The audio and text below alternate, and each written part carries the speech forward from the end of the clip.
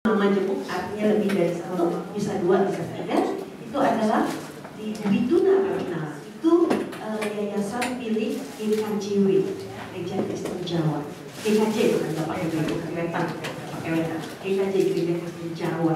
Dulu Ibu Al-Fatumah Suharso Supater yang menjadi ketua yayasannya. Itu masih dalam lingkungan GKJ di Ingaban, itu termasuk percontohan, sekolah percontohan di Asia Tenggara buat mereka yang mau pendidikan. Salah satu handicap atau keterbatasan yang pertama adalah tunanetra. Selanjutnya ditambah plus yang lain-lain. Tapi harus ada tunanetranya juga. Ya, jadi kami juga banyak sama di sana. Kemudian ada anak berbakat. Anak berbakat. Pada waktu dia masih kecil, dia lebih banyak dianggap mengganggu orang tua. Pekerjaannya cepat selesai, hingga dia boring, bosan. Jadi cul-cul sana sini, lari sana sini, ngerjain orang sana sini. Bahkan ini kemarin saya masih mendapat kasus orang tua yang membawa anaknya bingung mau disekolahkan di mana karena anaknya itu ada autis, tetapi salah tahu di SLBC, jadi dia kerjanya di Aceh ya, yang konsultasi sama saya itu, jadi dia bingung karena nggak tahu anaknya mau di sekolah di mana, karena setiap kali di sekolah dia bisa memperdayai semua orang untuk melakukan apa yang ingin dilakukan menurut pikirannya. Menurut saya ini sangat pintar, tapi dia di SMBC, jadi nggak bisa belajar karena dia sendiri jadi nggak belajar apa-apa karena SMBC jauh cara berpikirnya dengan dia, jadi dia salah tempat, misplacement. Jadi yang lain-lain juga dia berdaya, gurunya, siswanya bisa aja diajak melakukan hal-hal yang sampai keluar kelas, melakukan segala macam itu kayak dihipnotis sama dia ya, karena dia sangat pandai. Nah ini anak-anak berbakat ini memang juga kita harus lihat apakah dia akan menjadi anak yang bermasalah karena tidak memiliki pengetahuan yang memadai sesuai kebutuhannya. Kemudian kesulitan belajar, ini mungkin yang nanti akan kita lihat ada macam-macam. Nah kita masuk kesulitan belajar dulu ternyata.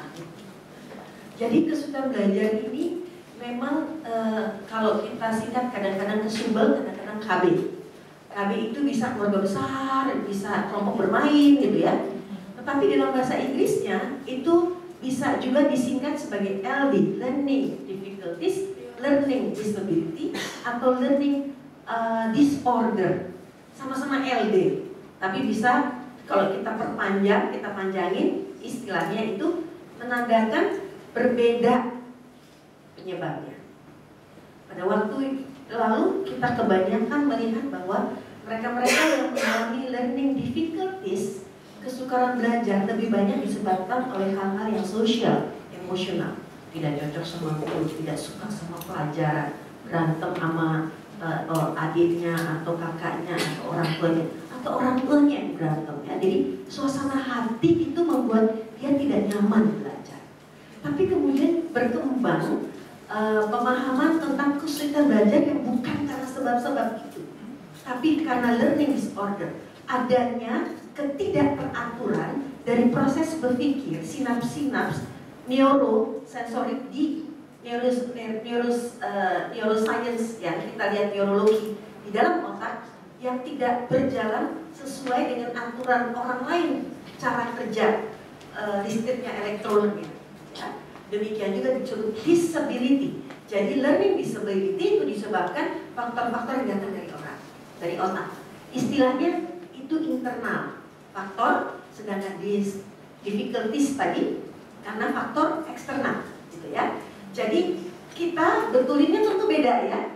Kalau untuk mereka yang kesukaran belajarnya karena masalah organis, tadi learning disorder, learning disability, kita memang harus menyesuaikan cara mengajar dengan cara kerja otak.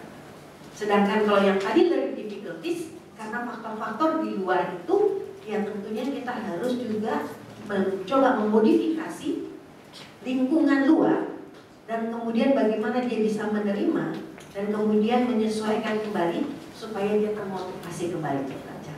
Ya? Kalau saya kecepatan, ini kanan ya. Banyak ya. Saya sedikit yang mau cerita di bawah bunga, ya. Nah, kesulitan belajar itu bisa dilihat dari kelainan perilaku tadi, anak nggak mau belajar, kemudian kemudian kita bisa lihat juga bukunya penuh dengan coretan-coretan tidak berarti, kemudian instruksi guru apa, dia ngerjain apa. Misalnya, ayo anak-anak kita mulai latihan di halaman 18. Ternyata dia baru di halaman 200 atau halaman 5. Udah gitu setelah kita buka ternyata bukunya bukan bahasa Indonesia 2A, tapi bahasa Indonesia kelas 1. Ya. Jadi nggak nyambung. Nah dari situ sebenarnya guru udah melihat harus ada kerjasama dengan orang tua untuk membawa buku sesuai dengan memang yang ditentukan gitu ya. Terus kemudian anak ini tentu harus dibantu untuk kita bilang halaman 18 dia ngerti nggak halaman 18. Bukan karena dia bodoh kadang-kadang ya, tetapi dia suka melihat mungkin 18 dengan 81 ketukar. Kemudian ketika mengambil buku, dia dilatih oleh ibunya mungkin ambil buku sendiri, tetapi the figure ground, istilahnya kalau dibilang persepsi ya, dia itu melihat satu buku di antara buku lain, itu membingungkan, kacau. Jadi sulit buat dia menemukan buku yang harusnya dia bawa.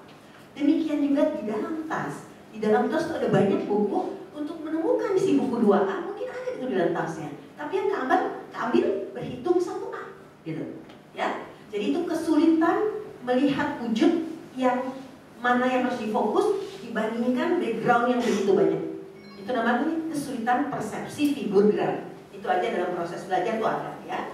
Nah kemudian ada tadi yang saya katakan tanda-tanda neurologis ringan.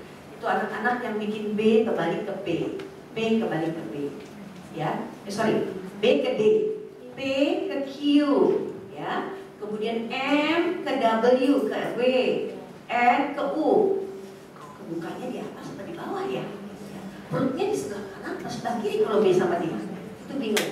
Biasanya itu gangguan spasial. Anak ini akan sulit kita lihat melihat kiri atau kanan. Jadi kalau jalan juga ini kaku, clumsy istilahnya kan. Kemudian kalau naik sepeda, mula-mula sepeda roda 4, kemudian roda 3, jadi roda 2 gitu ya, kalau tambah pinter ya. Nah, itu mesti jatuhnya ke satu arah. Jatuhnya ke satu arah. Itu ada ketidakseimbangan dan tidak proporsional dari otak ya. Jadi itu ada tanda-tanda neurologis namanya. Kami melihat juga misalnya dari tes-tes psikologi, anak-anak yang susah sekali meniru gambar-gambar geometris. Sudah bikin piramid, tahu, dia bikinnya mungkin gelombang-gelombang. Ya, kemudian ini sudah belajar mestinya tidak bodoh, mestinya inteligensinya minimal rata-rata. Jadi kalau misalnya kita cek tes IQ-nya, ini bukan yang di bawah rata-rata. Kalau di bawah rata-rata nanti ada lain lagi yang namanya gangguan mental retardasi atau kesukaran kecerdasan disabilitas intelektual, gangguan atau keterbatasan intelektual, itu lain lagi. Jadi jelas dia tidak boleh IQ-nya di bawah 90 ya. Nah, karena tadi ada gangguan di otak, kita katakan kalau suka belajar itu ada gangguan yang minimal. Makanya seringkali kalau ahli-ahli neurologis anak terutama mengatakannya di dalam bahasa Indonesia DMO atau MBD, minimal brain dysfunction, MBD. Bahasa Indonesianya DMO, disfungsi minimal otak. Ada gangguan ringan yang seringkali kalau di EEG nggak kelihatan karena itu sangat halus ya. Jadi EEG-nya yang kalau kita gangguan neurologis ting, otak dan hati ya, ada buat otak, ada yang buat jantung kan yang gini-gini ya, pakai grafik ya, dia nggak kelihatan karena slightly different. Nah, gangguan minimal otak, disfungsi minimal otak itu gangguan otak ringan ditandai dengan 10 karakteristik. Anak yang nggak bisa diam, lari, aduh kayaknya dari mana ya energinya, kayak petasan injek. Sekarang masih ada nggak sih petasannya yang gini gitu loh?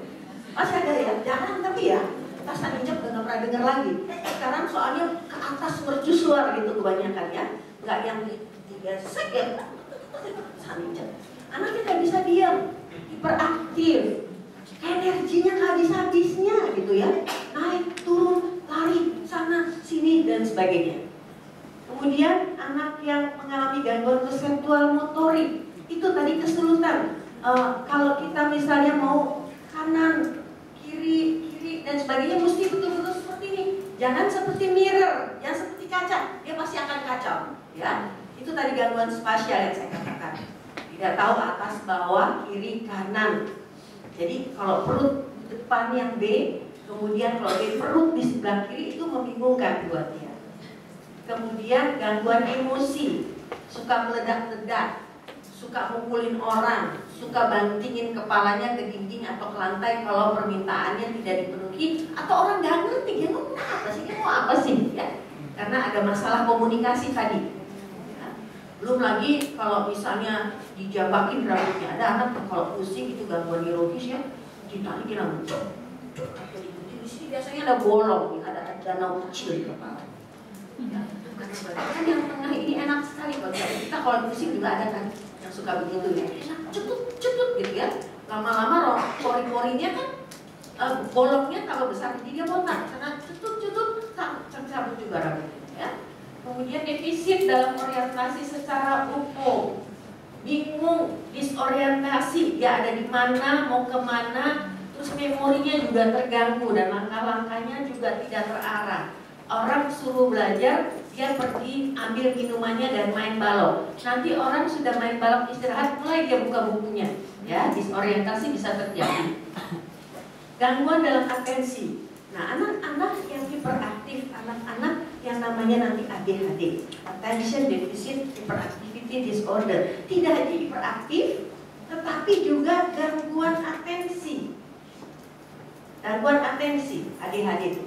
Wah, ini udah gak bisa, dia duduk gak bisa 5 menit, 3 menit, udah panas matanya kayak ada bara api, pergi lagi keluar, nanti minta ke toilet, cuci muka, kemana keluar, masuk lagi, duduk sebentar, pindah lagi, gitu ya. Gak bisa fokus. Orang udah selesai nomor 5, dia nomor 1 belum mulai juga, gitu ya. Itu juga kita bisa lihat. Kemudian tadi impulsif, gurunya belum selesai terangin, dia udah komentar, ya. Udah mau jawab, jawabnya pasti salah, orang belum selesai nanyanya atau jelasinnya, nggak mau ngantri.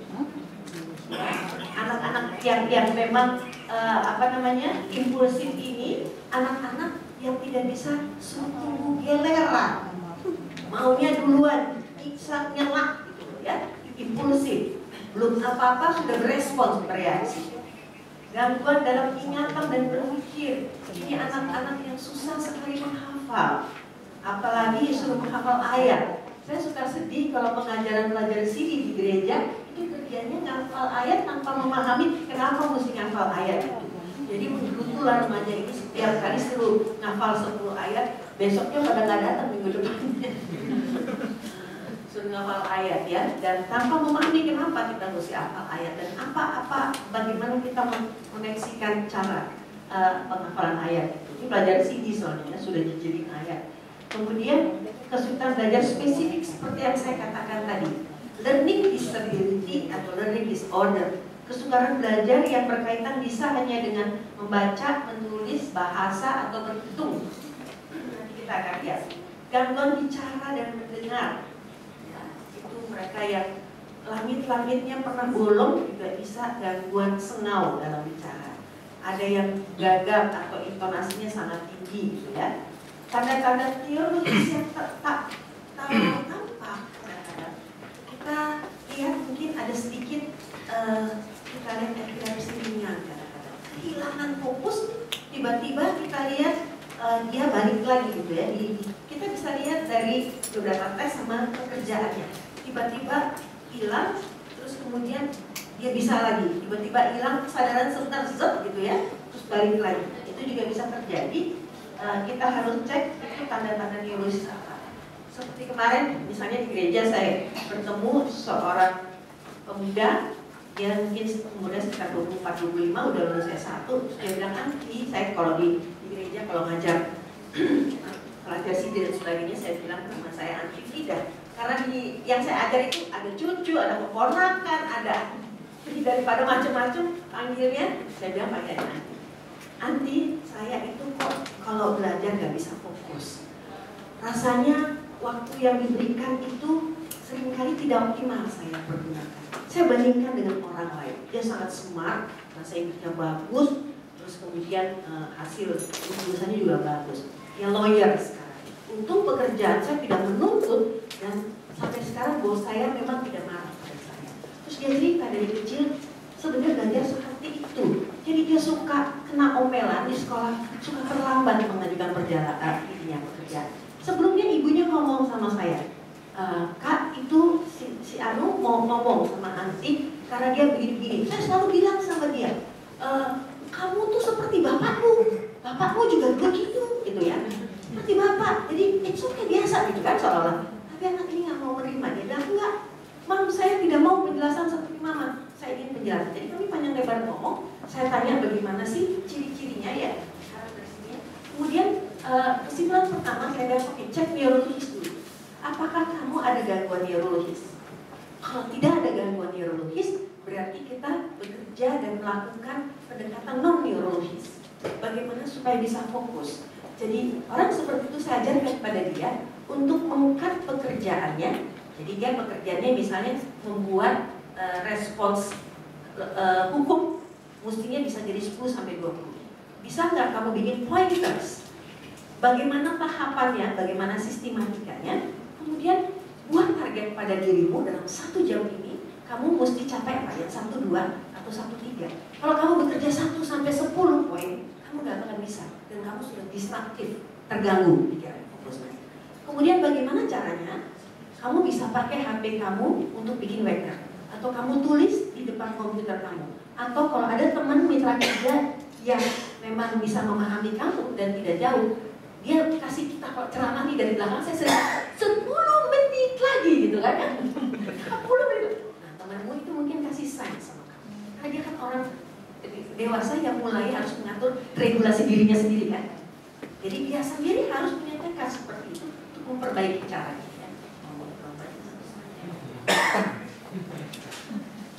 Bagaimana sih kita mengetahui bahwa anak suka belajar atau tidak? Memang kita harus punya usaha dan niat. Bagaimana kita tahu anak kita ini suka belajar dan suka belajar disebabkan oleh apa? Baru kita tahu kita harus apa. Ini anak dan metodenya seperti apa yang tepat. Ya,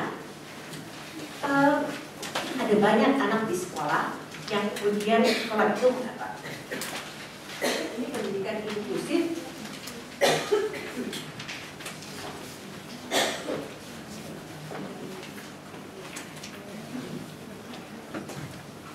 Jadi pendidikan inklusif itu kan kalau dilaporkan kepada Dignas, mereka bisa dapat bantuan operasional sekolah. Kalau yang punya anak berkebutuhan khusus itu bisa dapat bantuan. Nah, mereka melaporkan lah ya. Ternyata kita cek kadang-kadang itu kebanyakan diklasifikasi sebagai lamban belajar. Lamban belajar itu bisa karena berbagai sebab. Lamban belajar bisa karena intervensi yang terbatas, tapi bisa juga lamban belajar karena tadi ada learning disability atau enggak anak-anak yang sebenarnya tidak cukup siap untuk sekolah, tapi dipaksa sekolah. Belum waktunya dari TK tidak diajarkan baca tulis, tahu-tahu di SD pada minggu ujian, di minggu sudah mengisi sheet lembaran yang sudah dia harus baca dan dia harus multiple choice tugasnya. Jadi dia itu memang sebenarnya tidak siap. Jadi kacau hasil belajarnya. Ada juga anak-anak yang cemas, ya, cemas. Kalau dia sudah cemas, blank, blocking, kosong, nggak bisa berpikir. Nah, ini juga akan masuk di dalam kesulitan belajar. Jadi kita harus hati-hati. Kesulitan belajar seperti apa? Bedakan ya tadi ya, caranya ya. Kalau ada gangguan neurologis dengan cemas, beda cara mengajarnya dan beda cara membimbingnya supaya belajarnya bisa lebih baik. Pada anak yang cemas, kita ajarin remedial teaching atau tutorial tentang bagaimana menghadapi tekanan. Bedanya di mana sih kalau anak yang cemas sama anak yang misalnya gangguan belajar, disability dan sebagainya? Siapa yang mau coba jawab? Beda nggak? Nggak beda? Oh beda. Bedanya di mana? Kalau untuk anak yang cemas, apa yang kita bimbing pada dia? Ya. Ya, oh nggak bisa kedengeran lagi, tidak sampai sayup-sayupnya. Boleh dipegang sendiri Bu, supaya jangan kayak saya nodong gitu. Oh tidak usah, yang keras kalau gitu. Nggak apa-apa, nggak salah.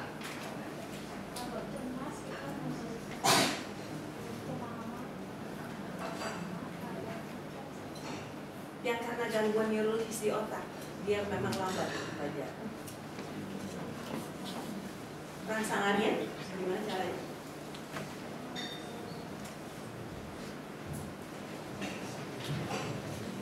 Nggak tahu. Dan beda lagi kalau misalnya dia ada hambatan disabilitas. Bedanya apa Pak? Cara ngajarnya sama ke beda? Pasti beda, so pasti ya. Gimana guys?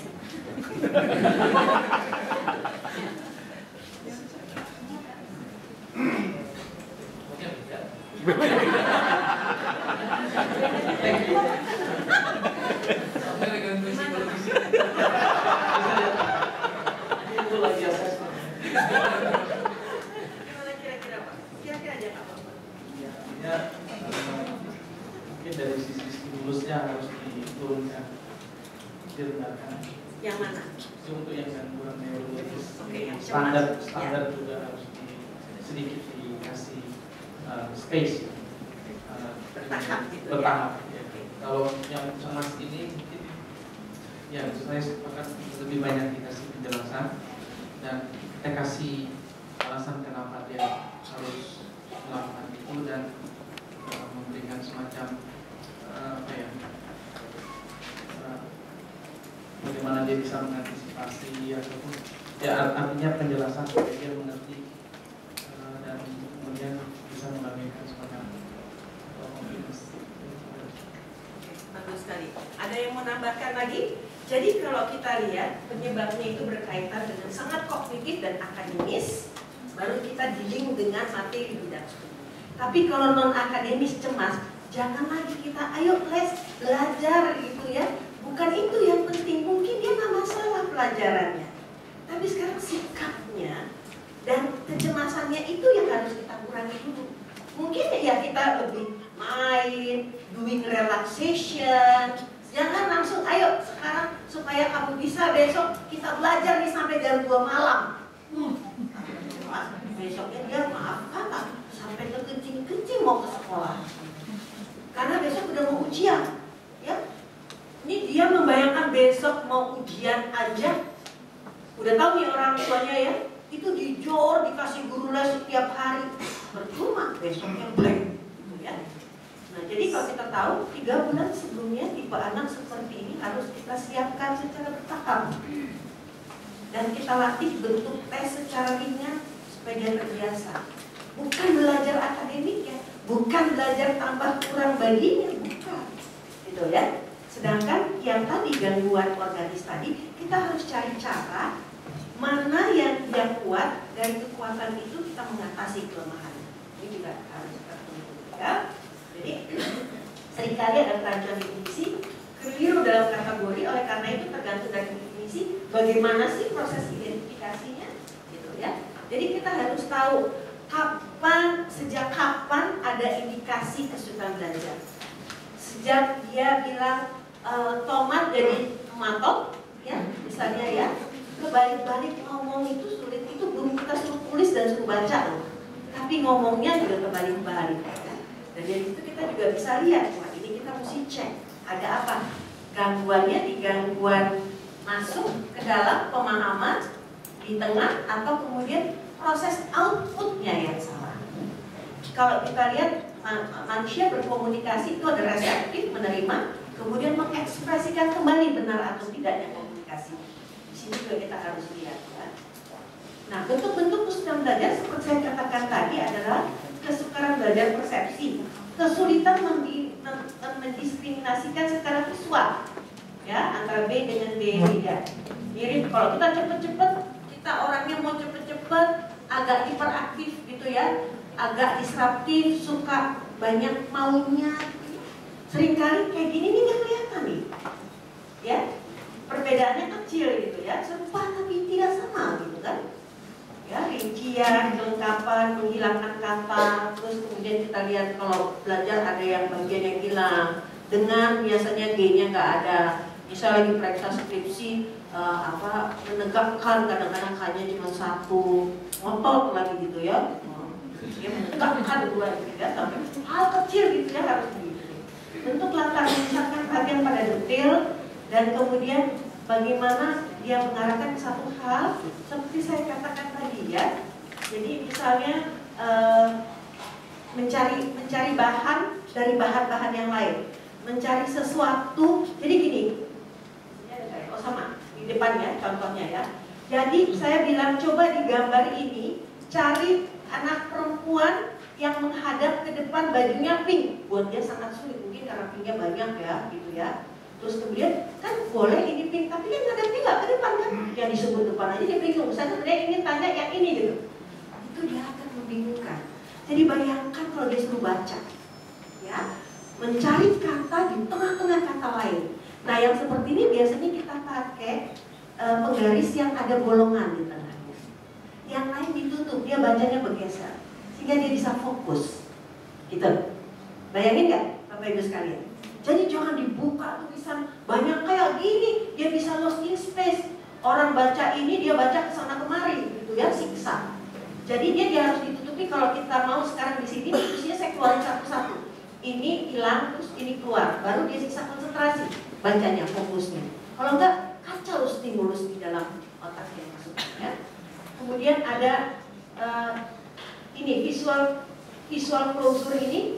Kalau ada tulisan seperti ini, dia tuh nggak tahu ini kan bisa dibaca gampang buat kita gitu ya. Itu apa nih? Kalau kita baca walaupun ketinggalan satu huruf, kita bisa kira-kira itu apa? Nah, bukan kayak gampang, tapi buat anak-anak itu sulit. Belum lagi kalau dia pisahkan, misalnya yang menulis ini nempel ke sini, nolnya sendiri, isnya ke sini. Itu anak-anak suka belajar seperti itu. Jadi dia menulis sudah kacau, membacanya kembali tambah kacau.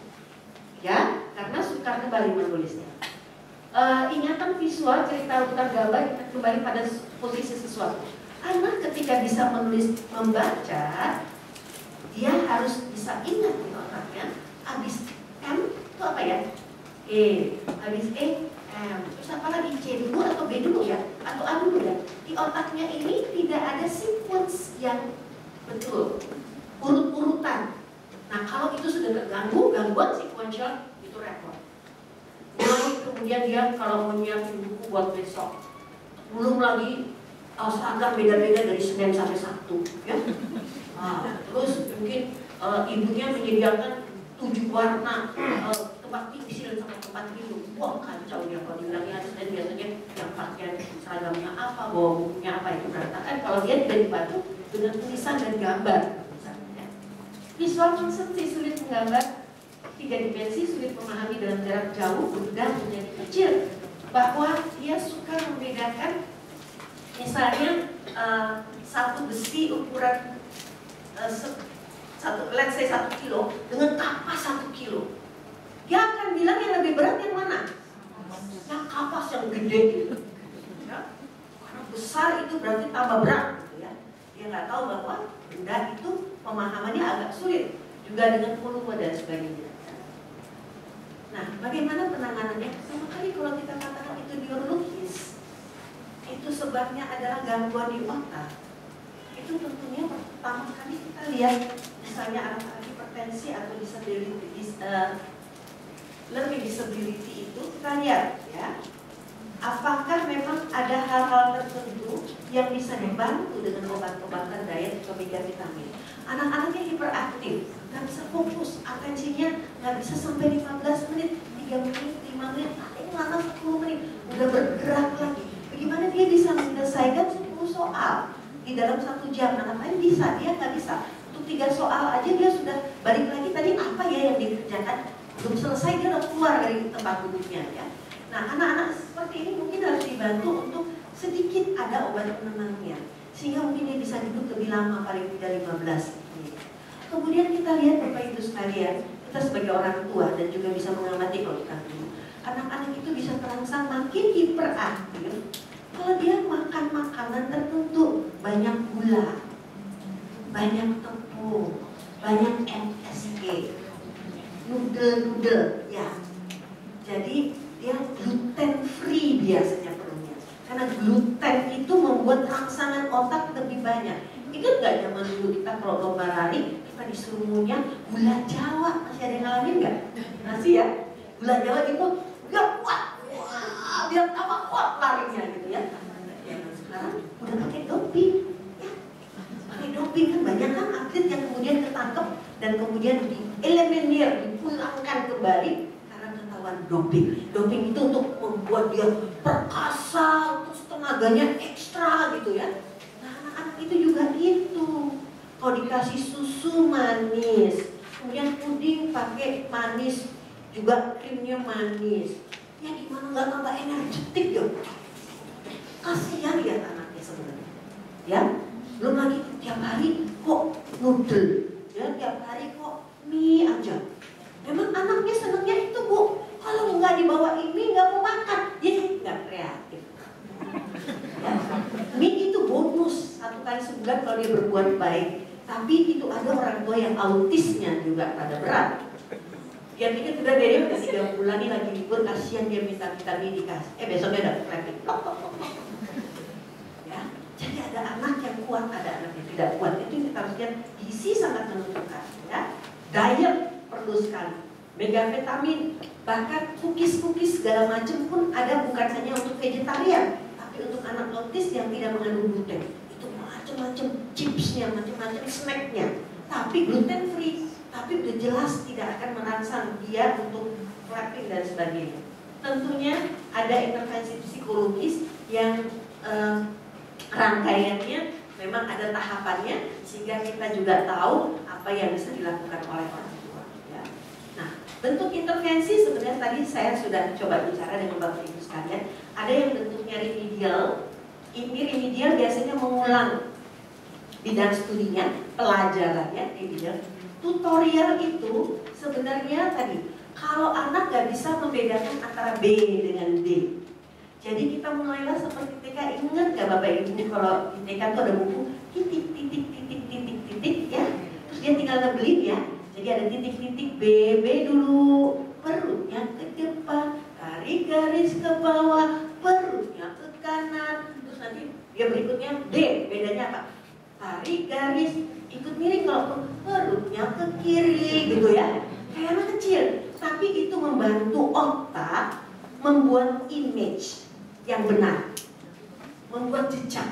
Image itu jejak ingatan, ya. Dan itu harus dilakukan, tidak hanya ngomong, nggak cukup ngomong. Tangan ini harus ikut, mulutnya harus ikut. Kita belum lihat di atas ada ya saya. Saya mau ke sini tuh, ada cantik.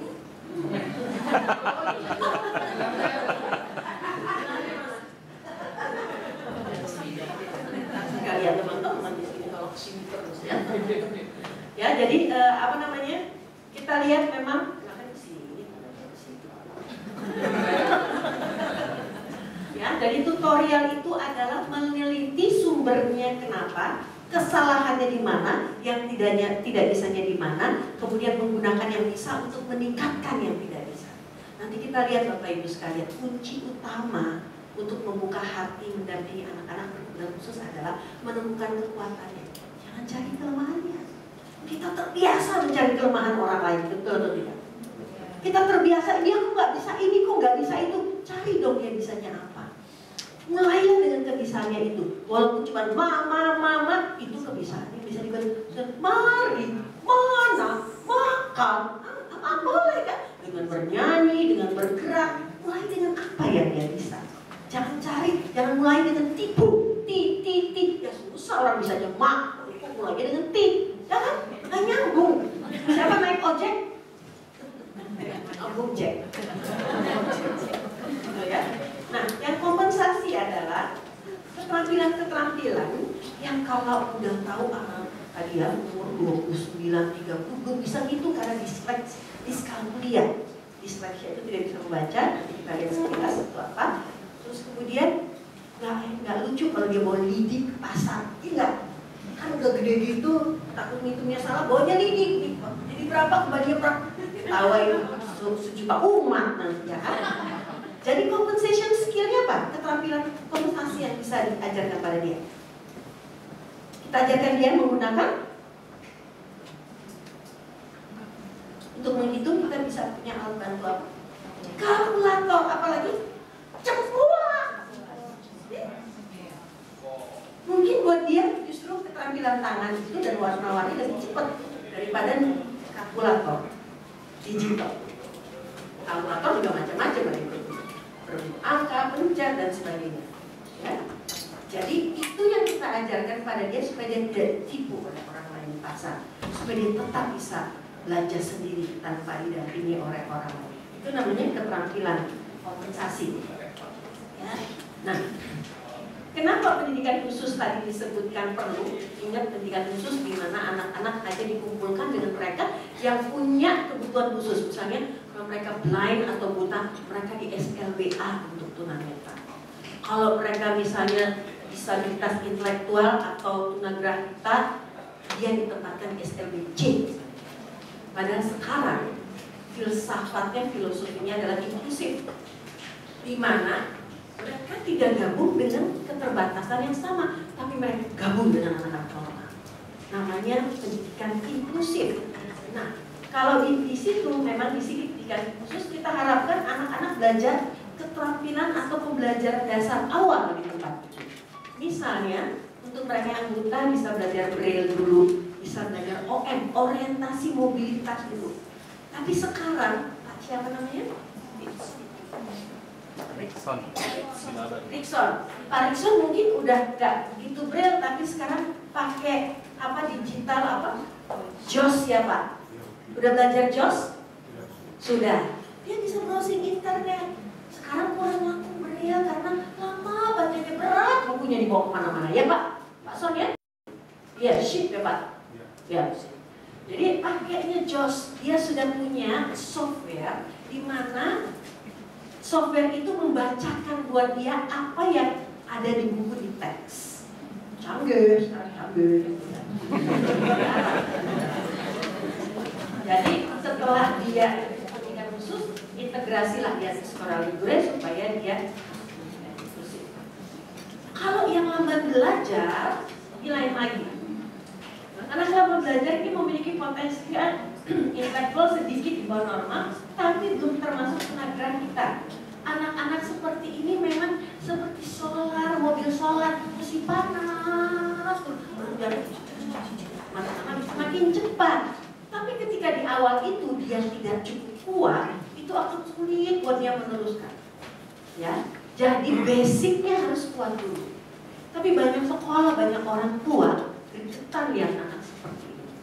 Saya banyak menemukan pola anak-anak seperti ini biasanya di kelas 1 tinggal kelas dulu, kelas 1 SD, nanti 1 SMP tinggal kelas lagi, terus 1 SMA tinggal kelas lagi. Tapi memang sistem sekarang itu masalahnya ada ketuntasan belajar. Jadi dia nyangkutnya di ketuntasan belajar. Dia memerlukan waktu lebih lama daripada yang lain. Orang lain belajar 1-2 jam cukup, dia mungkin 3-4 jam. Harus double, karena tadi perbatasan, ya, perbatasan antara IQ normal dengan IQ yang di bawah, yang memang sudah beda dengan percepatan belajar. Namanya pun lamban belajar, bukan disabilitas intelektual, bukan tunagrahita, bukan mental retardasi. Mental retardasi artinya mundur, kemunduran mental, ya. Nah, di sini dia mengalami hambatan atau keterampilan berpikir, juga merespons tantangan dan adaptasi sosial. Orang udah keluar kemana-mana, dia masih bengong, teman-teman ngapain? Tadi saya disuruh ngerjain apa ya? Itu harus ditungguin, terus diselesaikan. Kita bilang, kamu tidak boleh misalnya keluar main kalau kamu nggak paling tidak menyelesaikan sampai kapan. Nah, anak-anak seperti ini biasanya ditahan habis pulang sekolah untuk menyelesaikan tugas. Karena nanti kalau ditambah lagi PR di rumah lagi, tambah banyak ketinggalan. Tapi memang itu membutuhkan kesabaran. Ya. Mereka ini biasanya prestasi belajarnya kalau nggak pas-pasan ketinggalan. Ketuntasan belajarnya bisa akhirnya diselesaikan dalam waktu lebih lama dan beberapa kali ulang. Nilainya kurang dari 6. Tadi sebenarnya nggak sampai 2 dan 3 ya. sering terlambat menyelesaikan tugas akademik dibandingkan temannya, daya tangkap belajar lambat, dan biasanya pernah tidak naik kelas. Ya. Nah, dia perlu waktu yang lebih lama seperti saya katakan tadi, harus penjelasannya berulang-ulang dan dengan contoh konkret, walaupun dengan gambar, dengan alat bantu, alat peraga, ya. Kemudian memperbanyak latihan belajar, tidak menghafal atau sekedar pemahaman aja, nggak cukup dia suruh ngafal aja tanpa memahami dan juga latihan. Ya. Kita selalu berkaitan dengan kognitif, pelajaran baru atau lama yang bisa diulang, kemudian afektif, perasaan ingin menguasai dan senang mempelajarinya karena bertahap, tidak mengerikan dan mencemaskan. Kemudian latihan itu adalah kegiatan psikomotor. Jadi apa yang diketahui, kemudian dia ingin memahami karena cara belajarnya menyenangkan, diajarkannya, terus kemudian dia berlatih, akhirnya dia bisa. Ya. Menggunakan variasi media pengajaran. Ya. Nanti kita lihat ada anak-anak yang tipenya visual. Artinya ini harus ada di depan yang bisa dibaca, ada gambar yang bisa mengindikasikan simbol. Tapi ada anak yang tipe auditif, mesti ngomong. Ya mungkin mereka yang ada hambatan visual memerlukan orang berbicara. Jangan kita bisik-bisik sendiri atau kita baca tenang sendiri. Ya. Anak-anak ini juga beda-beda. Kita bisa lihat, makin banyak media stimulasi, makin mudah atau makin susah belajar? Makin susah ya? Makin mudah ya? Kenapa makin mudah? Karena di situ makin susah.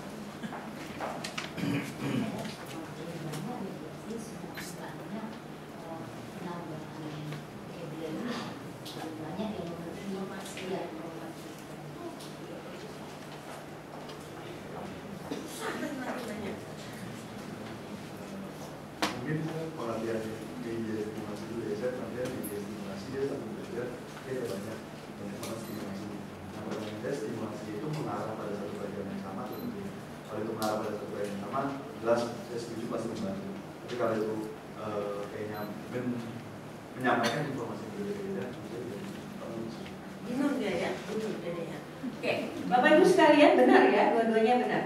Ketika kita mengajar di satu kelas, baik di sekolah minggu maupun di sekolah, memang kita harus punya mediasi media pengajar yang berbeda-beda, karena anak-anak kita backgroundnya berbeda-beda. Ada yang mungkin tipe visual, ada yang tipenya alat peraga, pakai kinestetik, ada yang mungkin tipenya juga auditif. Jadi kita harus membuat semua anak bisa menyerap, ya kalau banyak. Tapi kemudian kita bisa lihat satu-satu anak ketika pendekatannya individual, anak mana yang lebih visual, anak mana yang lebih auditif, dan kemudian membantu dia memberikan stimulasi yang lebih fokus dia bisa serap, lebih mudah dia serap. Ya, lihat ya Bapak Ibu sekalian ya. Jadi memang kalau sebagai guru, anak lebih dari satu, makin banyak variasi, makin lebih banyak anak diuntungkan. Tapi makin kita sedikit kerjanya kita ngomong aja, nggak pernah ada catatan, nggak pernah ada slide.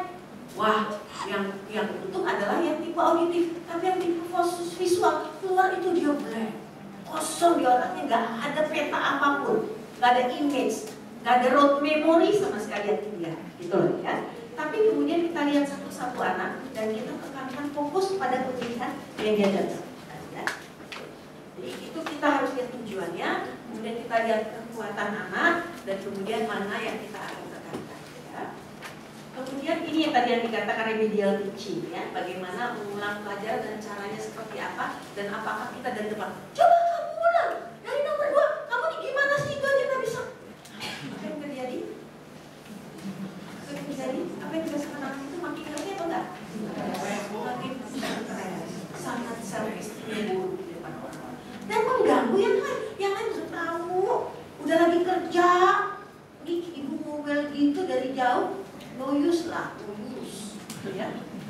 Jadi memang anak itu harus didekati. Kalau perlu selalu ada meja-meja individual, anak ini duduk di sini karena tipenya ini, anak ini duduk di sini, kita gantian duduk berarti.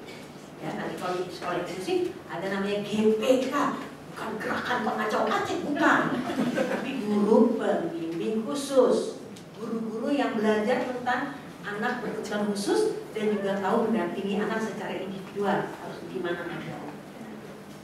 Kesulitan belajar spesifik yang saya sebut learning disability, ya, learning disability. Kalau bahasa asingnya udah jelas menunjukkan sumbernya. Anak yang secara nyata mengalami kesulitan dalam tugas-tugas akademik khusus, terutama dalam hal kemampuan membaca, menulis, dan berhitung atau matematika, diduga disebabkan karena faktor disfungsi neurologis, bukan disebabkan karena faktor intelijensi. Jadi dia harus juga intelijensinya normal. Nah, ini contohnya. Kesulitan spesifik biasanya diklasifikasi dengan 3 hal ini.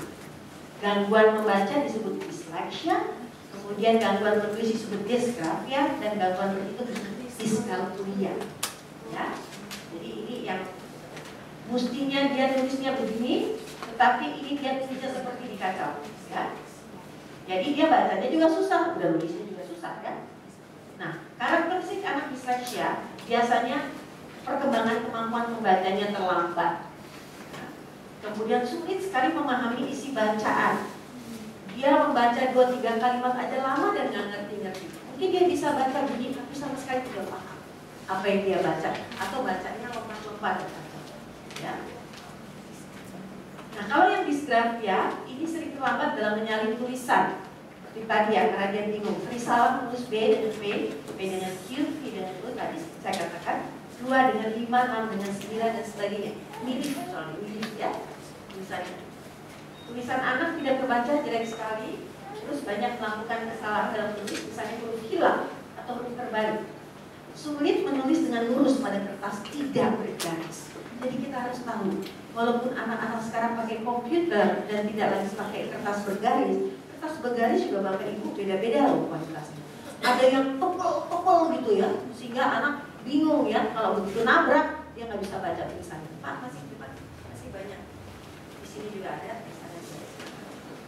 Jadi kita bisa juga melihat bahwa anak-anak ini perlu buku bergaris, tapi bergaris yang kecil, spasinya apa yang besar, ya. Kemudian dulu ingat nggak ada buku tipis tebal, kecil dan besar. Mungkin buat latihan anak ini masih perlu seperti itu. Tapi kita harus tahu caranya kapan. Kalau nggak dia diladeni sama teman-teman, ih kuno zaman dulu jadul gitu ya. Jadi ketahukan oleh teman-teman itu juga tidak enak. Membuat anak self esteemnya, harga dirinya juga turun. Nah, ini kalau dyscalculia, kesulitan mengkalkulasi, kesulitan menghitung. Dia sulit membedakan, apalagi kalau udah, soal bercerita, wah, udah kan. Ibu pergi ke pasar membeli 2 ekor ayam yang kemudian ditukarkan dengan 4 ekor anak itik, tukarkan tuh apa ya? Ditambah, dikurang, yang paling ditukarkan. Ya, sama dengan apa gitu. Ya, itu akan bingung. Sulit mengoperasikan hitungan pembilangan, sering salah membilang tersebut, sering salah membedakan. Nah, ini juga dikacau. Kita harus lihat kalau ada masalah pada hitung-hitung. Coba kita lihat kesalahannya itu di mana. Ketika selalu hadirnya angka 6 dan 9, atau di 7 atau di 8 dengan 3, ya, tadi disclosure ya, ada disclosure. Angka 8 seringkali mungkin di padangannya terbuka dengan 3 dan bingung. Ya, 3 atau 8 ini salah. Ya. Kemudian sulit membedakan bangunan geometris. 3, segi 4 seperti saya katakan. Kami ada alat ukur untuk mengindikasikan gangguan organis atau tidak dengan meniru di bentuk-bentuk geometris. Nah,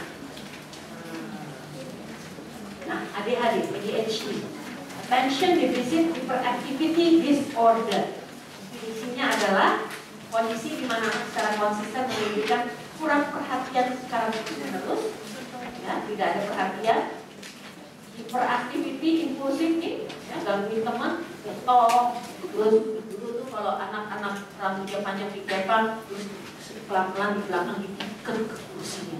Jadi begitu dia buat anaknya kursinya balik, ya. Iseng karena mereka sebenarnya nggak bodoh, tapi di otaknya itu kayak orang ini apa namanya ada sengatan di sini, gitu di otaknya gitu ya. Ada banyak sengatan listrik sehingga dia tergerak terus, nggak bisa diam, nggak ada gelombang tenang gitu. Jadi dia juga hiperaktivitas, kurang perhatian, attention, dan impulsivitas. attention deficit artinya kurangnya perhatian, hyperactivity disorder biasanya ada itu. Karakteristiknya tadi kayak apa sih gitu kan? Tidak memperhatikan detail, kesalahan tidak disengaja, ceroboh, mengerjakan tugas aktivitas yang lain. Jadi orang disuruh apa dia kerjain yang lain.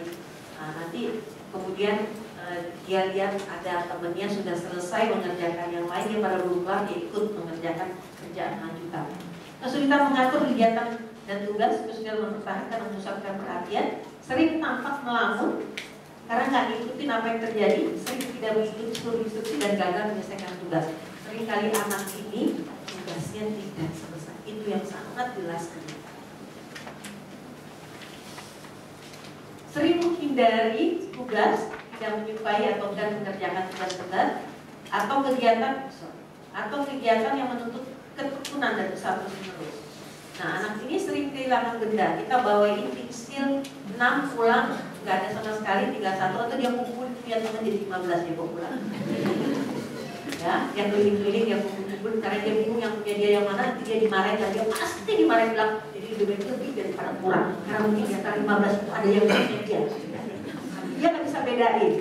Itu yang kita harus juga bantu mereka untuk mengenali milik mereka dan juga jangan kasih 6 kebanyakan ibunya kan sih. Aslinya ini 6 susah ngingetnya dan membedakannya. Jadi 3 aja, kurang 1 masih mending. Kita kasih ganti 1 lagi ini untuk proses belajar. Mungkin 2 dulu, 1 dulu. Takutnya kan kalau lagi ulangan lakukan tugas anak ini ngerjainnya pakai gitu kan keras-keras biasanya. Jadi putus kan pensilnya. Nah, mungkin harus dikasih cadangan isi pensil atau isi lain. Nah, hal seperti itu kita sebagai orang tua mesti membantu dia untuk bagaimana dia bisa mengatasi masalahnya di sekolah. Jangan cuma diancam, dihukum, tapi gak dibantu caranya seperti apa. Ya. Mudah lupa dalam kegiatan sehari-hari. Nah, hiperaktivitas dan impulsivitas itu kelihatan dari mereka yang sering memainkan tangan dan kaki, gigit pensil, gitu ya. Aduh, gitu ya. Suaranya kedengeran kemana-mana ya. Terus yang kakinya suka goyang-goyang.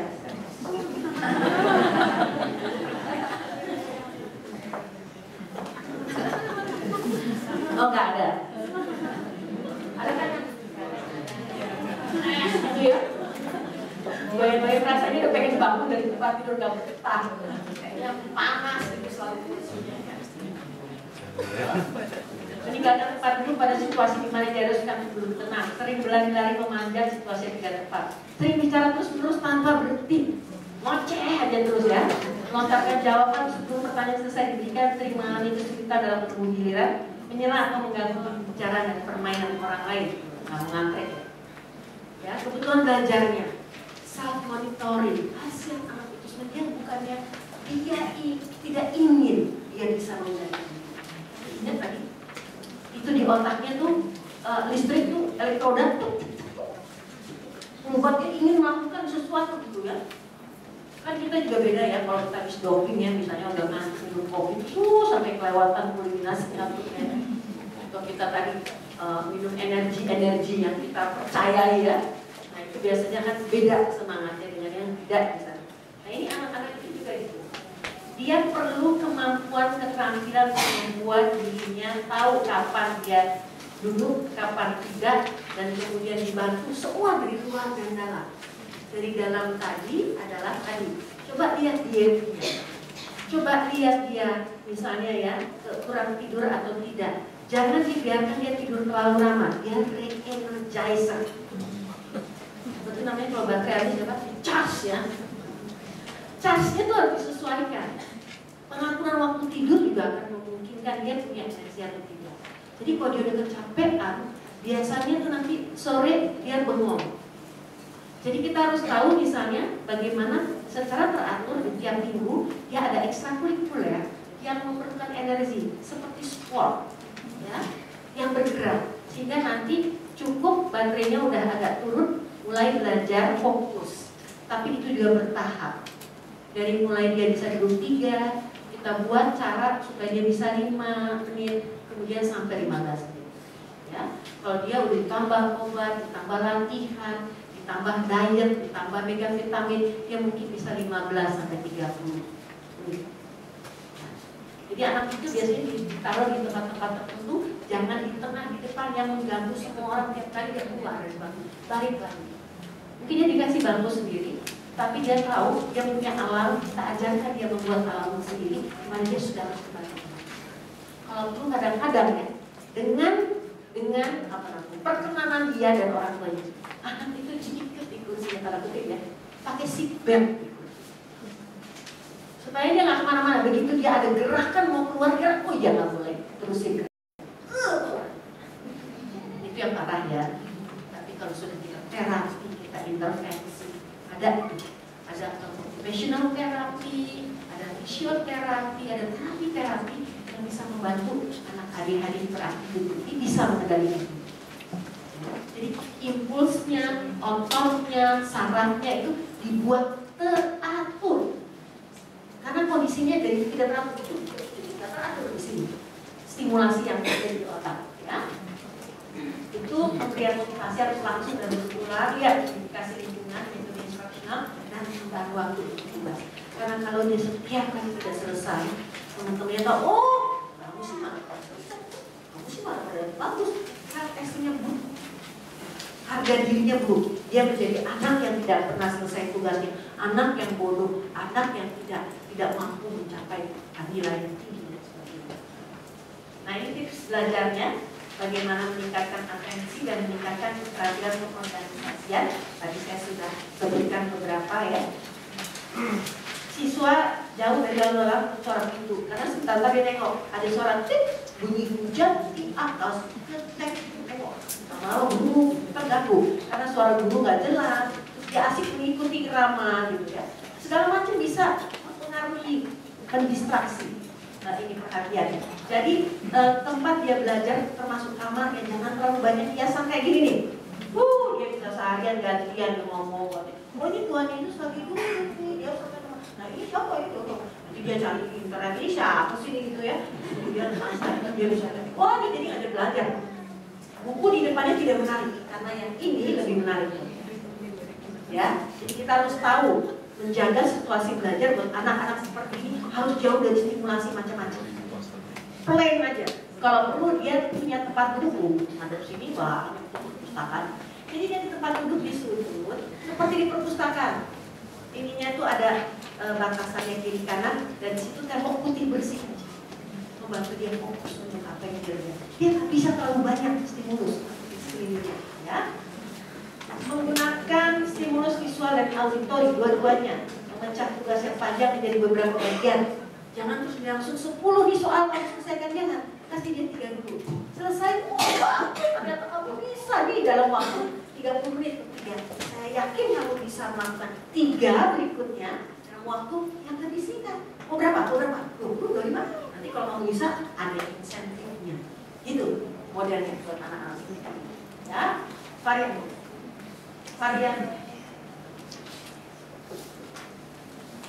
variasikan antara tugas yang menarik dan kurang menarik. Variasi di sini biar semangat gitu ya. Meningkatkan keterampilan pengorganisasian menggunakan folder dengan warna berbeda untuk setiap mata pelajaran supaya dia mudah dicarinya. Jangan kebanyakan dibawain larang atau apa. Rutinitas yang jelas untuk meletakkan dan menyimpan barang supaya nggak kehilangan barangnya ada di mana, dicarinya di mana ya. Kemudian meningkatkan keterampilan mendengarkan. Jadi supaya dia nangkep apa yang kita katakan. Jangan panjang lebar kayak saya nih. Ini guru yang jelek buat anak adik-adik. Nggak penting ngomongnya, apalagi kalau dikasih tanda 15 menit kita harus ada ya. Jadi potong, pendek, singkat, dan intonasi nggak tinggi. Gitu ya. Dia mana dia cuma kenangkep dongnya doang.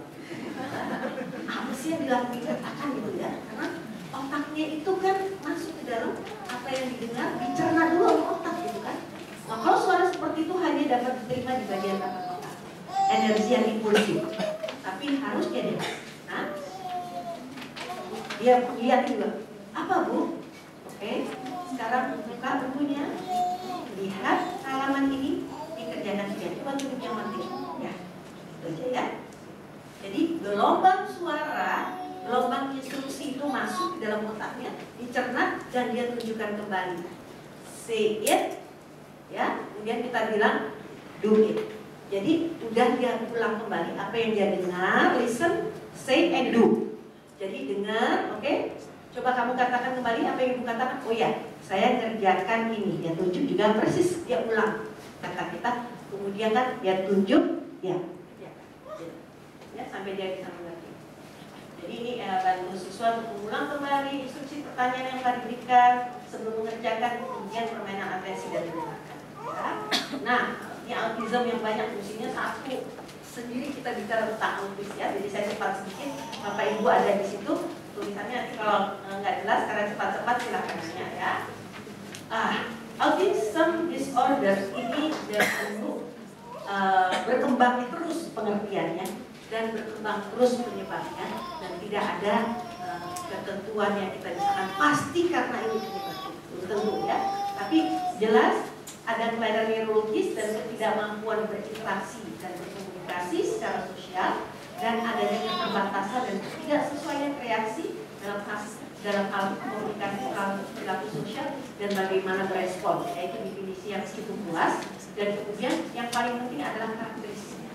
Anak ini mengalami gangguan secara kualitatif ya, kualitatif, bukan jumlah banyak, tetapi kualitas apa yang terjadi dalam interaksi sosial. Ada masalah perilaku nonverbal. Autism disorder ASD itu, spektrum disorder itu seperti pelangi. Dia dari mulai yang sangat ringan sampai yang sangat berat, variasinya banyak.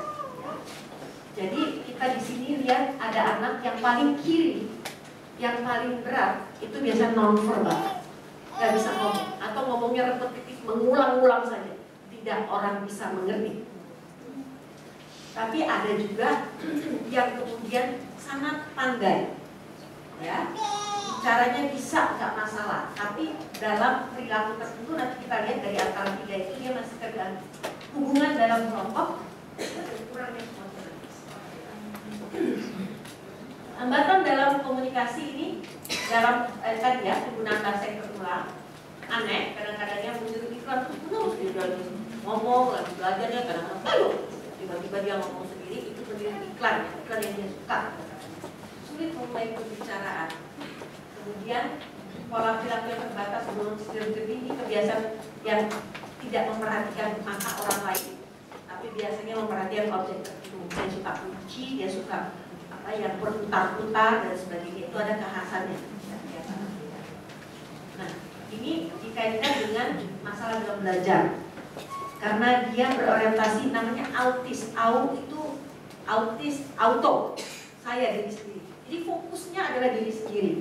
Jadi dia ada masalah kesadaran akan pengalaman dia sekarang di mana, yang orang lakukan apa, terus itu dampaknya bagaimana. Kalau sekolah, bermain, istirahatnya nggak tahu. Ya, ini ada masalah emosi. Anak ini biasanya nggak senang dipeluk, nggak punya daftar emosinya, nggak tahu kapan sedih, nggak tahu kapan senang, nggak tahu kapan misalnya bergembira dan ekspresikan ini. Tapi punya daya ingat yang kuat. Kemudian punya masalah lain. Ya, jadi sangat tergantung pada gangguan otak, usia saat dia mesti ditegakkan dan tanpa langkah yang dilakukan, dan bagaimana konsistensi sikap dan pola asuh orang tua. Ini penting sekali. Kebutuhan belajarnya apa sih? Ya. Kebutuhan belajarnya itu adalah bagaimana anak autis melihat dunia. Bukan dia nggak mau, nggak sayang sama kita. Kenapa dia nggak mau dipeluk sama orang tuanya atau temannya? Bukan karena dia nggak suka, tapi kulitnya itu sangat sensitif. Kalau kita bersentuhan, terangsang otaknya itu kayak stroke. Ya, nggak enak, gitu ya. Jadi buat dia kadang-kadang malah nggak enak, tidak nyaman. Jadi semua stimulus itu ada dampaknya di otak. Jadi bukan di afeksi, bukan di emosi, bukan di perasaan. Semuanya berkaitan dengan bagaimana otak memaknai dan kemudian mengklasifikasi, membagi-bagi informasi itu menjadi sesuatu yang kamu perlu bereaksi atau tidak. Ada kaitannya dengan kamu atau tidak. Ya. Nah, kita mencari manfaat gaya belajar anak. Ada yang nanti yang sendiri gambar. Biasanya mereka itu kan visual orientasi. Jadi visual orientasi ini kita pakai untuk berkomunikasi dengan dia pakai gambar. Capek deh ngomong panjang lebar, dia nggak dengar dan dia nggak ngerti maksudnya, nggak nyambung. Ya, ini bang Jack naik ojek seringkali kita lihat dia senangnya apa, potongan koran. Ada anak bekas mahasiswa saya juga yang memang anaknya senang isu politik. Jadi televisi udah habis itu, kalau nggak ada isu politik dibanting sama dia, rusak. Terus kemudian orang tuanya harus siapin surat kabar yang isu politik yang dia suka, pemilihan gubernur, kemudian pemilihan caleg-caleg dia suka. Nah itu dikasih. Nanti kalau udah habis dia minta lagi. Sekarang dia belakangan ini saya sudah lama nggak ketemu, dia SMS kita beberapa orang. Saya perlu bantuan. Anak autis saya minta bikin televisi terus, dan karena gajinya terlalu sering, dia sekarang mulai merusak rumah kami. Apa yang harus dilakukan? Ya. Jadi kita coba lihat bagaimana gaya belajarnya, bagaimana dia sadar akan makna. Kalau kita kaitkan misalnya kunci, dia kan suka kunci. Depan dia, dia nengok, baru kita masukkan mau ngajarin apa. Tapi itu bagiannya kita umpetin. Terus kalau dia udah belajar, dia mulai bosan, kita kasih kunci sebagai insentif reward. Pegang deh sebentar, kita ambil pelan-pelan. Tapi biasanya dia mau begitu kepada orang yang sudah kenal dia, harus dekat. Nggak bisa ganti-ganti orang. Ganti-ganti orang dia nggak suka, ganti tempat duduk dia nggak suka, ganti kelas dia nggak suka. Sangat sensitif terhadap perubahan karena dia fokus orangnya. Kaitkan info dalam kelas ke kehidupan mulai dengan minat, upaya interaksi anak dengan orang lain, bikin dan disiplin. Biarkan anak melakukan secara mandiri dan bantu akan pemahamannya. Ya, nah ini tips belajarnya. Kegiatan rutin yang konsisten, jangan berubah-ubah. Dia tuh baru mungkin setelah kita 5, 6 sampai 10 hari udah dapat. Nah itu dia nggak belajar cepat. Kita lihat dia nggak memperhatikan, tapi sudah dia dengar. Karena penggunaannya nggak masalah. Dan masuk ke dalam otak. Tinggal dengan fokusnya atensi yang dia suka, kita kaitkan pelajaran yang kita masukkan. Itu bisa nyambung. Jadi kita harus pintar menyambung minatnya dengan informasi yang sudah diterima, dan otak itu bisa dikaitkan. Daftar visual berisi perilaku yang tepat digunakan ketika tingkat stres meningkat. Dia marah, nggak tahu kenapa, kita tunjukin, kamu kenapa? Gambar toilet, gambar makanan, gambar rumah, gambar pekerjaan yang tidak. Dia tunjuk kenapa, kamu tuh nggak mau kenapa. Dia suruh pilih gambarnya. Jadi kita membangun komunikasi yang berbeda. Jadi kalau ada komunikasi itu akan sangat membantu. Ya. Rencanakan dan ajarkan aktivitas untuk transisi antar pelajaran. Di lembar kerja berstrukturnya juga jelas apa yang harus dilakukan. Memecah tugas yang panjang menjadi beberapa bagian. Ini kelihatannya yang menjadi satu proses belajar yang penting dimiliki oleh guru, orang tua yang menghadapi anak-anak berkebutuhan khusus. Jangan langsung kasih paket belajar sama dengan anak. Kenali kemampuannya, apa yang dia bisa berikan sekarang. Ya. Nah, ini yang saya katakan autis yang pandai, namanya Asperger syndrome. Jadi dari mulai ASD, anak-anak yang non-verbal, sampai ke Asperger. Asperger ini verbal, bisa berkomunikasi, tapi tetap kalau dia lagi marah nggak bisa mengungkapkan apa yang dikatakan, dia flapping, dia melakukan gerakan stereotipik dan sangat sedikit bisa berinteraksi dengan orang lain. Tapi karena dia bisa ngomong, lumayan lah dia bisa berinteraksi dengan orang lain. Tapi yang nggak ngomong lebih susah kan berinteraksi dengan orang lain. Ya. Nah, ini lebihnya kita namanya karena dia bilang high functioning, sedangkan yang autis non-verbal itu biasanya low functioning sebetulnya. Ya, tadi kayak spektrum ya, namanya pun atau autism spectrum disorder, jadi kayak pelangi gitu ya, dari mulai yang sangat low sampai yang sangat high. Nah, di sini karakteristiknya dia kebanyakan hambatannya interaksi sosial dan komunikasi sosial, bukan komunikasi verbal, tapi komunikasi sosial dengan orang lain. Hambatan imajinasi, fleksibel thinking, dan bermain akibat. Sangat kaku, sangat rigid, sangat terbatas dan fokus. Tapi kalau dia mengingat memorinya luar biasa, kalau dia main musik luar biasa, nggak pakai diajarin no, tapi dia bisa mengembangkan yang drama, yang piano. Pernah ketemu Michael yang blind tapi juga autis, waduh, itu klasik dia bilang luar biasa udah yang Indonesia nih bukan orang lain. Beberapa kali dia sudah muncul di tengah-tengah aktivitas kegiatan-kegiatan umum. Hambatan tidak ada hambatan dalam perkembangan kognitif, pintar dia, tidak ada hambatan dalam perkembangan bahasa. Karena dia bisa berbicara. Kebutuhannya adalah pengajaran langsung, one-to-one, mengenai bagaimana meningkatkan keterampilan sosial, komunikasi sosial, bagaimana bisa dua arah komunikasinya, bisa juga menggunakan komunikasi yang non verbal. Anak dengan Asperger tidak belajar relasi sosial dengan mengamati teman atau partisipasi dalam berbagai situasi sosial. Nggak bisa dia disuruh dulu, tapi mungkin dia diajak, dia tahu apa yang harus dilakukan, pengajarannya langsung. Kalau suruh tiru, suruh ikut, nyambung dengan yang lain, nyambung dengan ayah, dengan yang lain itu susah. Nah, susah ya, ternyata ya. Sekarang kita tinggal apakah kita berjalan dengan dia dan sebagainya. Terima kasih.